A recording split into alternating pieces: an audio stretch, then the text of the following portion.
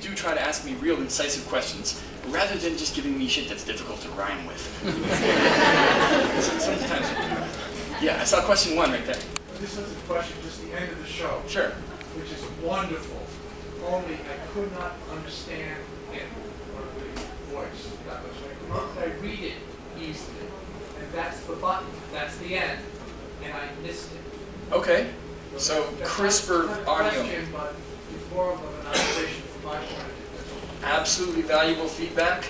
A sort of nuts and bolts revision of the script and of the show in general. We'll take it. Thank you.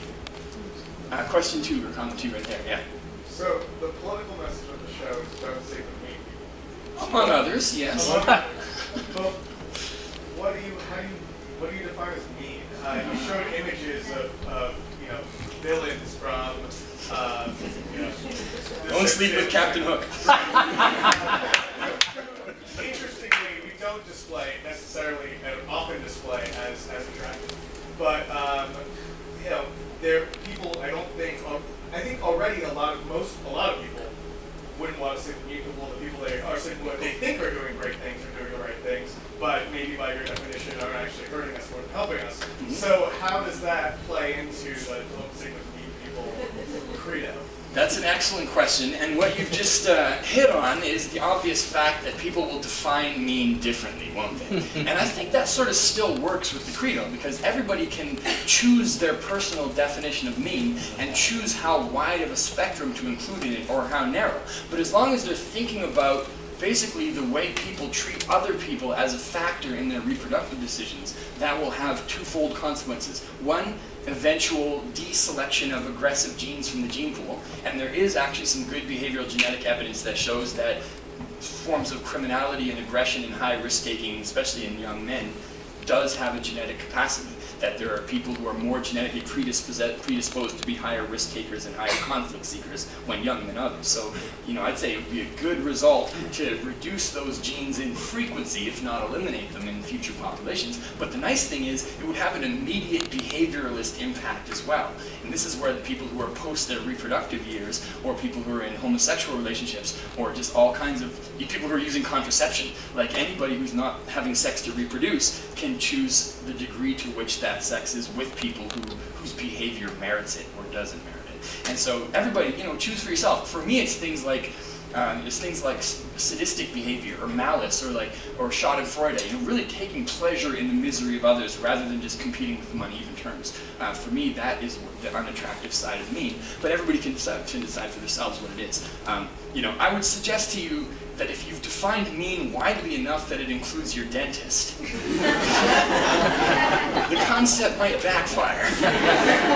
But as long as people are being conscious of the future impacts of their reproductive decisions, I think the aggregate sort of result of that will be a better world. And there's slightly more pressure on women because they're slightly choosier, and their reproductive decisions are the central ones when it comes to who actually has a baby. But men still play a role, obviously. So. Go out there and work it out for yourselves. And the final question is right here. I think you should send this show to Congress. I should send it to Congress.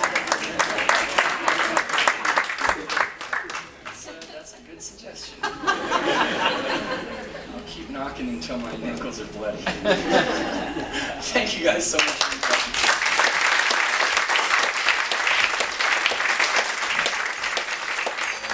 All right, so to close the night out, I'm going to try to explain how an evolutionary rap song gets written in the first place. Early drafts are very simplistic. Early drafts sound like this.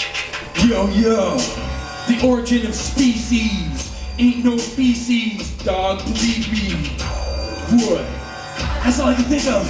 So then I'm like, oh shit, this song really needs to be rewritten. And sometimes people ask me, okay, well, how does the script get written? Like this. Performance, feedback, revision.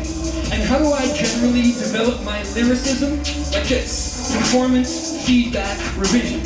And how do human beings ever learn to do anything? Like this. Performance, feedback, revision. And evolution is really just kind of an algorithm that goes like this. Performance, feedback, revision. So the genetic code of every living creature was also written kind of like this: performance, feedback, revision. See, the genes are like a text with 100,000 pages, and the revisions occur in the little random changes that come from mutations.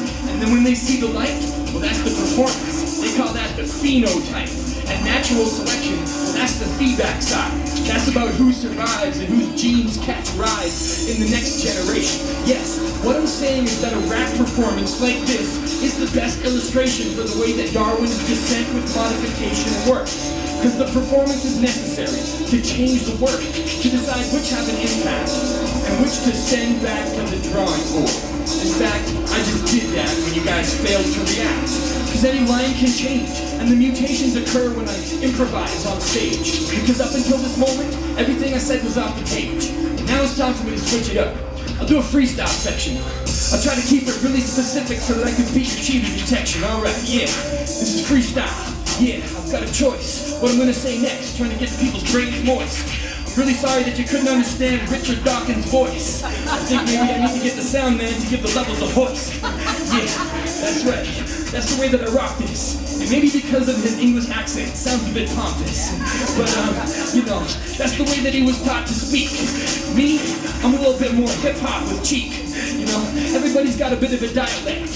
And there is no dialect on earth that I don't respect. In fact, you can get your pigeons, you can get your creoles, you can get baby talk, you can get the way people talk when they be old, or whatever. This is me just switching it up, mixing it up. This is me trying to kick a little freestyle and improvise some stuff. Yeah, that's right.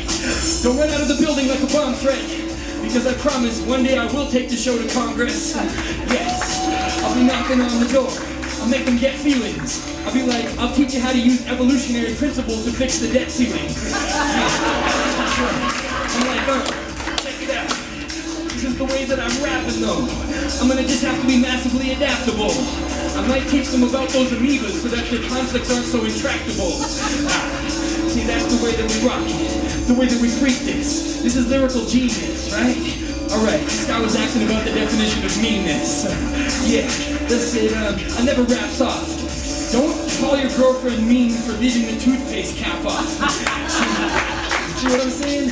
We're a little more complex than sparrows.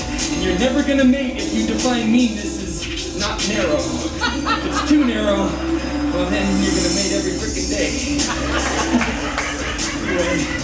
This is my concept. This is my system. It goes like this: performance, feedback, revision. See, anybody here can use this concept to learn how to do anything. It's simple. It goes performance, feedback, revision. If you guys want to know about evolution, it's basically the definition. Say it with me: performance, feedback, revision. Memorize it. Performance, feedback, revision. One more time. Performance, feedback, revision. You got it.